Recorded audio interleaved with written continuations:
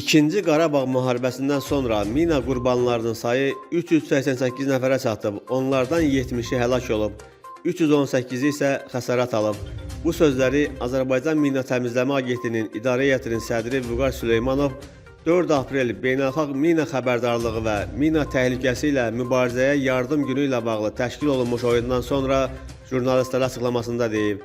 ANAMA rəhbəri qeyd edib ki, 1991-ci ildən bugünə kimi 3400 nəfərdən çox insan minadan zərər çəkib.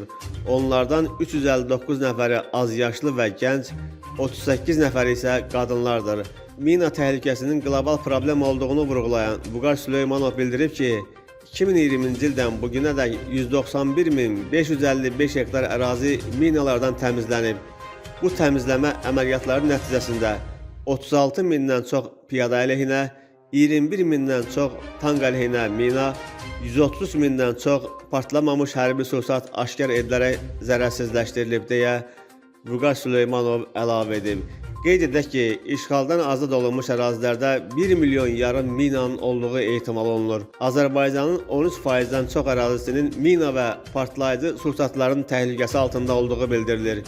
Yeri gəlmişkən, Azərbaycan Ermənistan tərəfini beynəlxalq insan hüquqları və humanitar hüquq öhdəliklərini yerinə yetirməyə və Azərbaycan ərazisində işğal dövründə kütləvi şəkildə bastırılmış minalar haqqında dəqiq məlumatları paylaşmağa çağırıb. Onu da əlavə edək ki, azad olunmuş ərazilərin minalardan və partlamamış hərbi sursatlardan təmizlənməsi əməliyyatları durmadan davam etdirilir.